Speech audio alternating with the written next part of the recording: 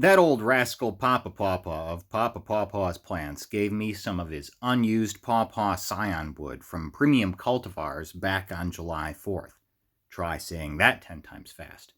Weather has been mild, so I've taken the opportunity to do some late grafting, and here are my notes. More for me than you. Here's a seedling grafted with KSU Atwood and one grafted with Shenandoah. Both of these were grafted about a month ago, just after the 4th of July.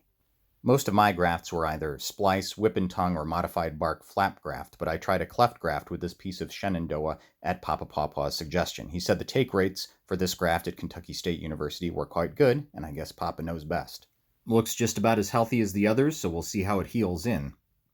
Not all of these were roaring successes, though. I have had some failures. This one is showing a little bit of activity above the graft, but I've had to repeatedly remove growth from below.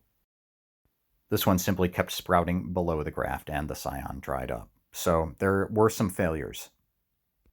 But there were enough successes that it doesn't really matter in the end. There's some signs of life here on Overlease and KSU Atwood. This seedling was grafted with Tollgate scion wood that I collected with Larry Sibley back in the winter in Bellevue, Michigan, and mailed back home to Papa in the Quad Cities, only for me to go and pick it up back in July. The leaves on this NC1 initially died off or disappeared for mysterious reasons, but have returned with some vigorous-looking growth, so here's hoping. I used a micro piece of KSU Chappelle to graft this tiny volunteer seedling that I transplanted into place. Let's go! So this happy little graft is a Rappahannock, which is an alleged early fruiting variety from Neil Peterson. This tiny piece of scion seems to be doing well. But I mean, the diameter on this. Let's see if we can see the graft union. Just my dirty hand. Alright.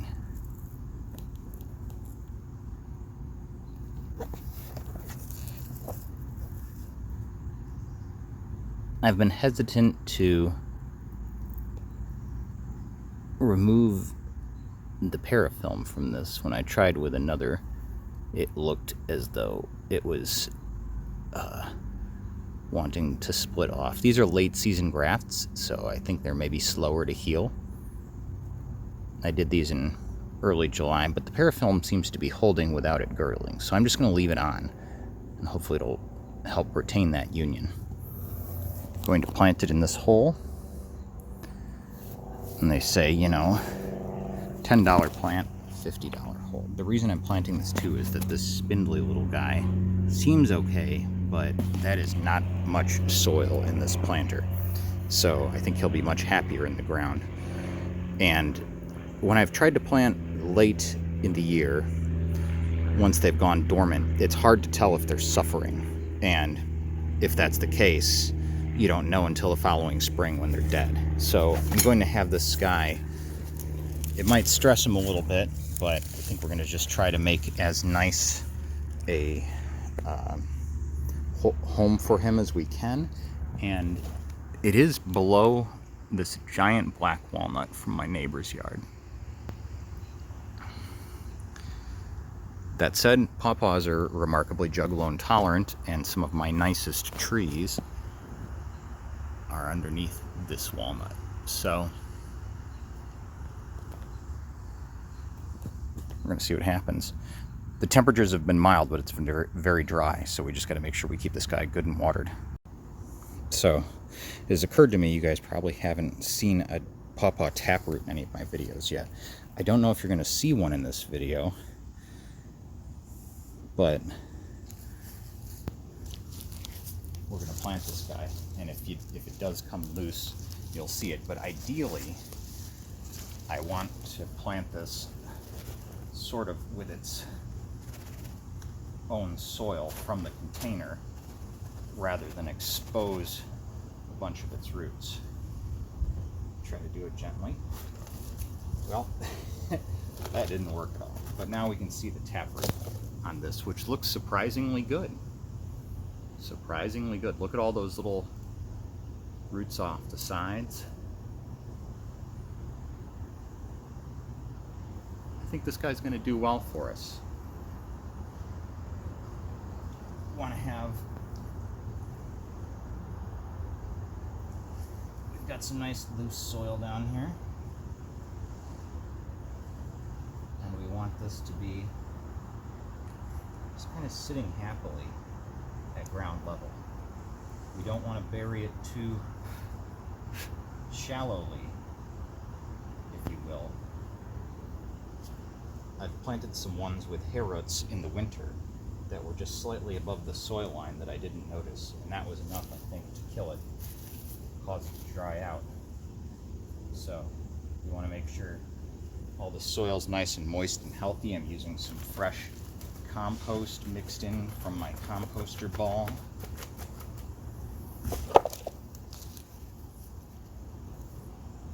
And I think this is going to be good. $10 seedling, $50 hole. Yeah, you said that. Down in front, how about? These daylilies, I'm sure. Yes, riveting footage.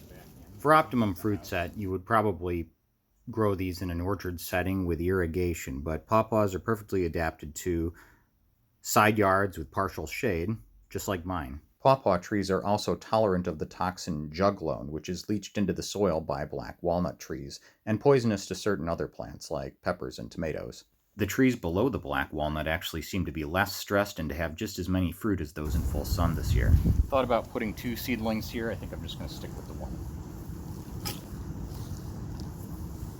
If this guy doesn't do well, we'll replace him in the spring.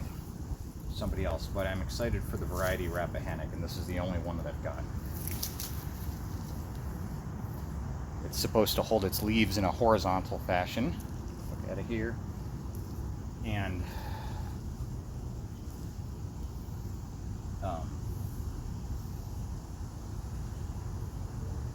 tiny early fruits, I guess, or smaller early fruits. I don't know about tiny, but some of this stuff out of here, rocks and whatnot, any things that are going to get in the way, progress downward or upward, however you want to look at it, but the progress of this taproot going down. I dug pretty deep to make sure that it wasn't right in line with fat walnut root, which is down there, but I moved it over. I think these guys will figure out how to commingle just fine.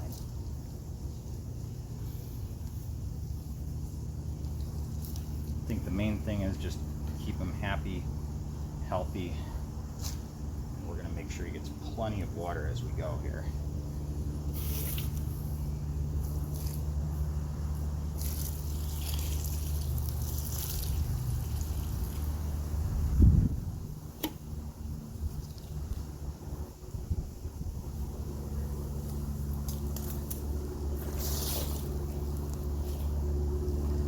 I don't think I've flashed any crack yet, so at least we've got that going for us. I do look like a complete utter slob though, wearing yesterday's dirty clothes, but I prefer to work in the mornings. Yes, we're simply in awe of your expert analysis, amazing costuming, and quite literal interpretation of camera blocking. This not-so-young director is going places. There's still time to flash some crack, so just stay tuned. He may not be smart, handsome, or talented, but at least he's halfway decent at filling holes. Sorry, ladies, he's taken. Let's hurry this up a bit, shall we? So to review, pawpaws can adapt to full sun, but they are shade tolerant. It is recommended that you shade young seedlings a year or two when planting them in full sun. They are juglone tolerant, as we discussed. When you plant them, it's best to plant them and water them deeply to accommodate their taproot. Mulching them well helps to retain their soil moisture and eliminate competition from grass and other plants. Spring or fall planting is recommended for pawpaws, as is soil with neutral or slightly acidic pH. They like moist, rich, well-drained soil, but they are adaptable, and bigger is not always better when it comes to transplanting the trees. The Pawpaw's native range encompasses USDA hardiness zones 5 through 8, but growers are pushing those boundaries in all directions. And now a brief message from our sponsor, Champion. It takes a bit more to make a champion.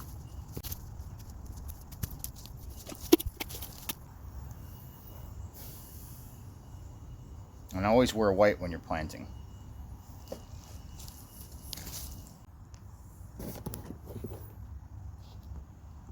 Watered quite a bit.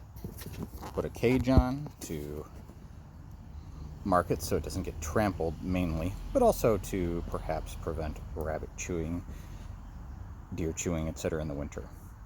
Any ones of these that are outside the fence, and even the ones inside, I like to fence with their own little cage.